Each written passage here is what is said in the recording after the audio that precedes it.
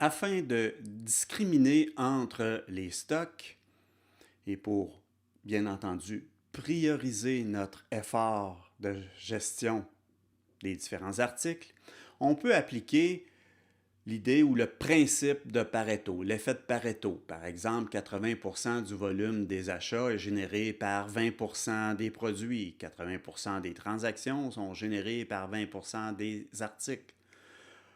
Autrement dit, on va essayer de séparer les stocks en différentes catégories, quelques catégories seulement, et on va identifier une catégorie bien plus importante que les autres. Les étapes d'une analyse ABC dans un contexte de gestion des stocks, c'est relativement facile, c'est relativement simple.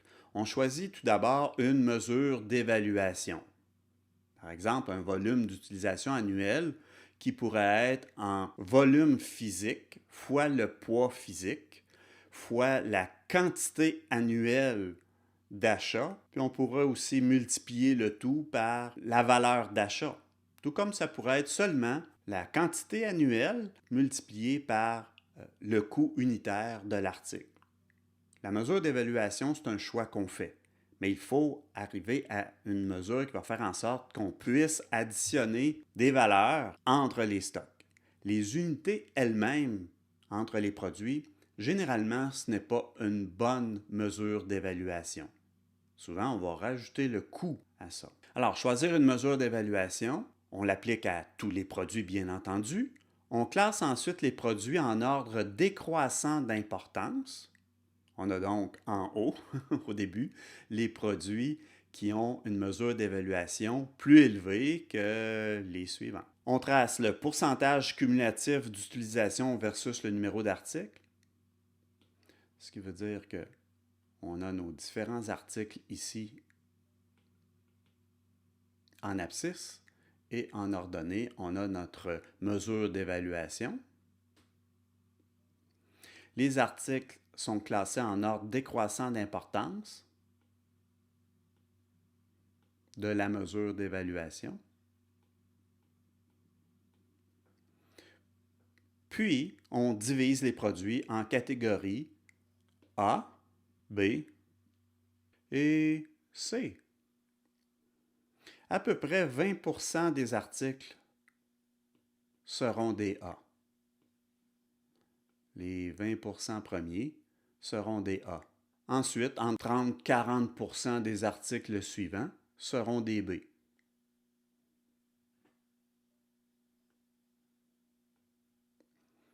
Et finalement, tous les autres articles seront des C.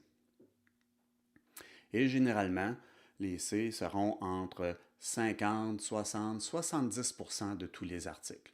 Et on va associer des méthodes, des façons de gérer les stocks plus appropriées pour les articles classés A que pour les articles classés C. Les articles classés C, on va appliquer des méthodes très simples, des doubles casiers, des cartes tout simplement.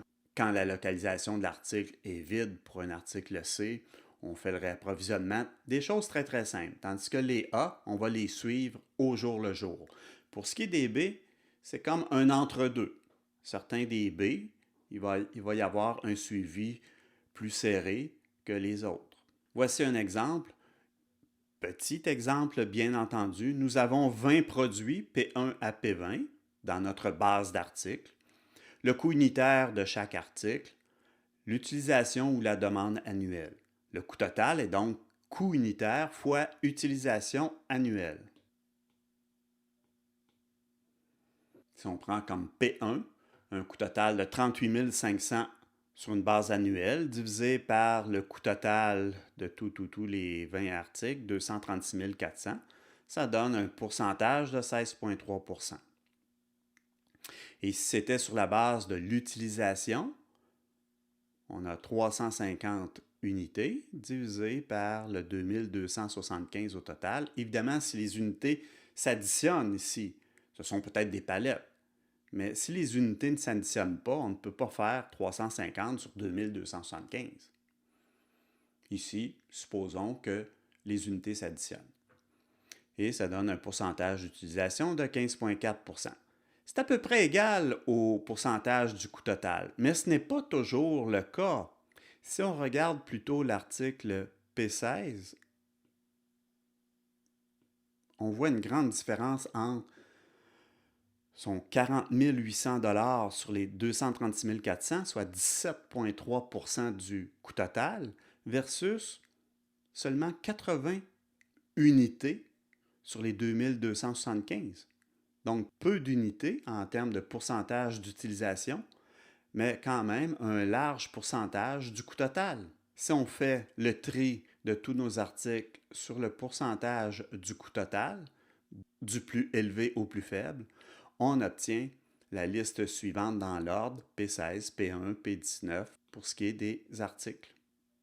Et on reporte sur le graphique le pourcentage du coût total cumulé